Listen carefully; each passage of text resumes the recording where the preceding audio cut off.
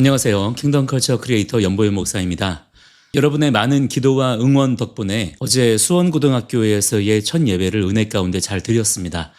이것저것 신경 쓸 게 너무 많아서 정말 분주했고 몸은 좀 힘들었지만 그래도 너무 감사하게 모든 일들을 잘 감당할 수 있었습니다. 지난주에는 여러 가지 많은 준비 작업들 때문에 카메라 앞에 설 수 있는 시간이 거의 없었는데 이번 주에는 좀 더 부지런하게 해서 그동안 준비해둔 내용들에 대해서 할 수 있는 대로 최대한 영상을 좀 올려보려고 합니다. 지금 세상이 너무 심각하게 무너지고 있기 때문에 정말 하루가 아깝다는 생각이 듭니다. 그래서 좀 더 박차를 가해 보도록 하겠습니다. 이렇게라도 최대한 몸부림치는 것들이 너무 중요하다고 생각해요. 많이 응원해 주시고 기도해 주시기 바랍니다.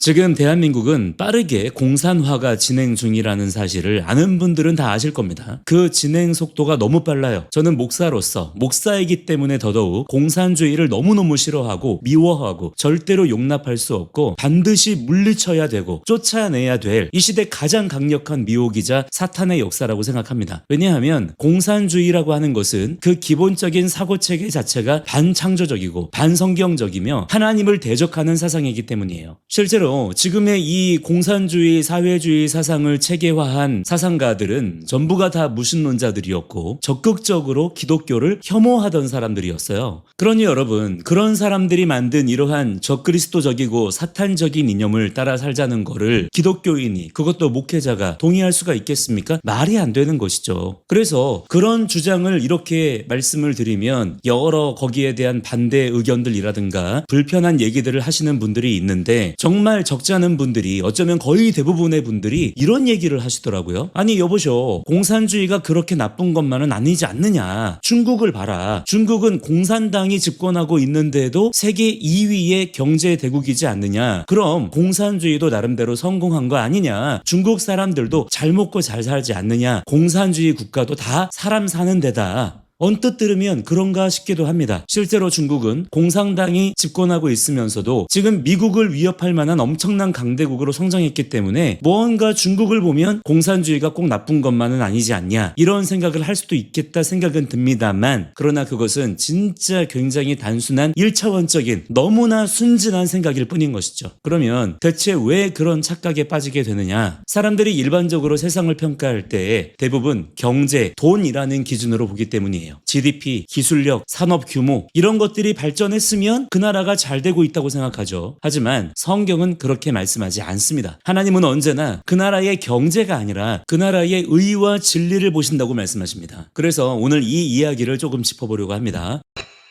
먼저 중국의 경제 성장, 여러분 이게 공산주의를 잘해서 그런 건가요? 아닙니다. 오히려 정반대예요. 공산주의의 실패를 부분적으로나마 인정했고 그걸 부분적으로 버렸기 때문에 가능했던 겁니다. 덩샤오핑이 개혁개방 정책을 시작하면서 뭐라고 했습니까? 검은 고양이든 흰 고양이든 쥐만 잘 잡으면 된다. 이 말은 사실상 이념보다 실리가 중요하다는 선언이었습니다. 그게 바로 자본주의의 가장 기본적인 원리입니다. 공산주의는 평등을 세우지만 생산과 분배에 동기가 없습니다. 열심히 일하든 말든 다 똑같이 나누어 갖는 구조라면 누가 창의적으로 열심히 일하겠습니까? 결국 중국도 그것을 인정한 거예요. 그래서 사회주의 시장경제라는 이상한 이름으로 사실상 자본주의 시스템을 일부 도입했습니다. 그 덕분에 성장한 거지 공산주의가 잘 돼서가 아닙니다. 다시 말해서 지금 중국의 경제 성장은 공산주의의 성공이 아니라 오히려 공산주의의 타협의 결과입니다. 그럼에도 불구하고 중국은 성공했다라고 말하는 이유는 단 하나예요. 겉으로 보기엔 잘 사는 나라처럼 보이니까요. 하지만 그 번영의 이면을 들여다보면 충격적인 현실이 있습니다. 경제가 성장할수록 중국인들의 자유는 줄어들었고요. 기술이 발전할수록 그들 스스로의 감시는 더 강화되었습니다. 중국은요, 지금 전 세계에서 가장 철저한 감시 국가예요. 수억 대의 CCTV, 얼굴 인식 기술, 그리고 사회 신용 점수제라는 그러한 시스템을 통해서 국민 한 사람 한 사람의 생활이 모두 기록되고 평가받습니다. 신앙생활은 아예 전면 금지라고 보시면 됩니다. 복음을 전할래야 전할 수가 없게 되어버렸어요. 지하교회 성도들은 발각되는 대로 바로 체포되고 예배가 금지되고 미성년자들은 성경책조차 살 수 없습니다. 외국인들에 의한, 즉 선교사들에 의한 전도와 설교도 금지되어 있어요. 이게 과연 발전인가요? 이건 발전이 아니라 노예화의 첨단화입니다. 여러분, 우리가 진짜 알아야 할 건 이겁니다. 공산주의 체제 안에 여기서 인간은 목적이 아니라 수단으로 전락합니다. 경제 성장도 산업 발전도 결국은 국민을 더 효율적으로 통제하기 위한 도구가 되는 거예요. AI 기술이 발전하고 빅데이터가 쌓이고 디지털 화폐 CBDC가 도입되는 이유는요, 단순한 편의가 아니라 감시 체계를 더욱 강화하고 정교하게 하기 위한 겁니다. 이건 하나님께서 창조하신 인간의 자유와 인격, 창의성을 완전히 짓밟는 체제예요. 그렇지 않습니까? 하나님께서는 우리 각 사람을 그분의 형상으로 창조하셨습니다. 생각하고 선택하고 사랑할 수 있는 존재로 만드셨죠. 그런데 공산주의는요, 인간을 그저 체제 존속을 위한 부속품, 경제 활동을 위한 노동력 정도로 만들어버립니다. 그 자체가 하나님의 창조 질서에 대한 정면 도전인 것이죠.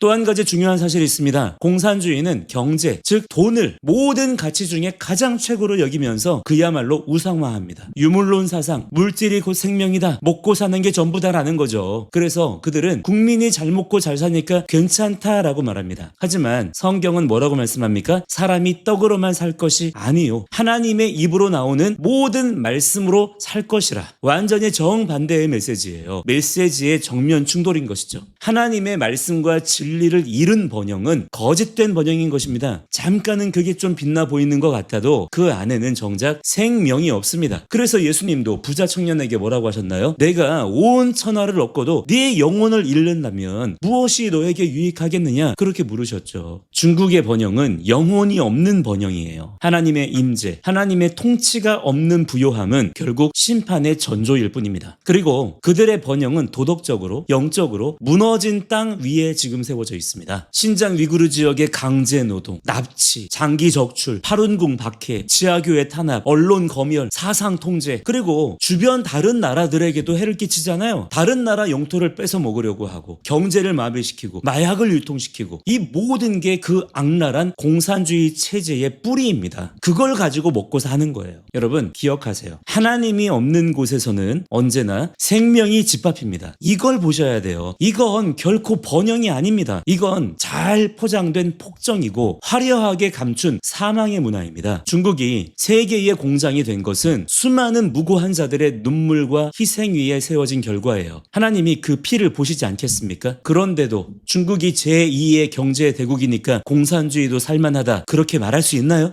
또 어떤 분들은 그러더라고요. 그래도 중국 사람들은 그 체제 안에서 행복하게 지금 잘 살고 있지 않냐. 하지만 그건 통제된 행복, 가짜 평화입니다. 여러분 거짓 평안이라는 게 있어요. 사람의 세계관이 어떤 이념에 의해서 학습되고 통제되면 그 구조 안에서 나름대로 행복감을 느낍니다. 그러나 여러분 어쨌거나 기분만 좋으면 행복한 삶인가요? 언론이 통제되고 진리를 말하면 잡혀가고 하나님을 예배하면 처벌받는 사회에서 어떻게 진정한 행복이 존재할 수 있겠습니까? 그건 평화가 아니라 침묵의 강요입니다. 안정이 아니라 두려움의 균형이에요. 성경은 그런 상태를 살았으나 죽은 자라고 말합니다. 겉으로는 살아있지만 진리가 없기 때문에 이미 죽은 거죠. 이 모든 걸 종합하면 중국의 번영은 공산주의의 성공이 아닙니다. 오히려 공산주의의 실패를 숨기기 위한 위선의 가면일 뿐이에요. 하나님의 창조 질서, 진리, 자유, 그리고 인간의 존엄을 거스르는 체제는 아무리 경제적으로 부유해 보여도 결국 무너질 수밖에 없습니다. 바벨탑이 그랬고 로마가 그랬고 소련이 그랬습니다. 하나님이 아닌 인간이 중심이 되는 모든 제국은 반드시 붕괴합니다. 역사가 증명하고 있지 않습니까? 적어도 우리 기독교인들은 이 부분에 대해서 눈을 떠야 되지 않겠어요? 오늘날 우리가 진짜 경계해야 할 것은 바로 그 가짜 성공의 환상입니다. 잘 먹고 잘 사는 나라니까 괜찮다, 경제가 발전했으니 좋은 나라다, 이건 세상의 기준이지 하나님의 기준이 아니지 않습니까? 진정한 번영은 진리 위에 세워진 번영입니다. 하나님의 의와 정의 위에 세워진 나라만이 영원히 설 수 있습니다. 그렇지 않으면 아무리 대단한 경제력이라 할지라도 결국 모래 위에 세운 집처럼 무너질 뿐인 거예요. 자, 여러분 우리부터 정신 바짝 차립시다. 절대 공산주의는 결코 대안이 아닙니다. 여러 선택지 중에 하나가 아니에요. 그건 하나님이 정하신 질서를 파괴하고 인간을 하나님 자리에 올려놓으려는 사탄의 체제입니다. 그렇기 때문에 사탄의 실체를 아는 우리 기독교인들, 교회가 앞장서서 이 공산주의를 대적해야 되는 것입니다. 이 영적인 눈을 떠야 되는 거예요. 지금의 우리나라 정부나 민주당을 보시면 똑같아요. 그 길을 그대로 걸어가고 있어요. 아주 뭐 그냥 그동안 뭐 한이라도 맺힌 듯이 진짜 미친 듯이 이 땅 가운데 공산주의 사상을 심어대고 있고 뿌려대고 있습니다. 겉으로는 평등과 정의를 말하지만 실제로는 무엇입니까? 진리를 무너뜨리고 사람을 자기들의 노예로 만드는 시스템이에요. 이걸 두 눈 부릅뜨고 우리가 좀 봐야 됩니다. 공산주의는 하나님의 창조 질서에 대한 전면전입니다. 그 체제 안에서의 번영은 진리가 없는 사망의 가짜 번영이에요. 하나님의 말씀과 자유를 빼앗은 그 모든 체제는 반드시 심판을 받게 될 것입니다. 여러분, 우리가 진짜 추구해야 할 건요, 잘 사는 나라가 아니라 거룩한 나라입니다. 진리가 세워지고 하나님께서 다스리시는 나라, 하나님의 창조 질서가 바르게 작동하는 나라. 하나님은 살아계신 분이시고 실제 모든 세계와 역사의 주관자이신 분이십니다. 이 분명한 진리의 기초 위에서 더욱 올바른 인생의 기준을 세워 가시는 여러분들이 되시길 간절히 기도합니다. 자, 오늘 영상은 여기까지고요. 저는 다음 영상에서 다시 찾아뵙겠습니다. 감사합니다.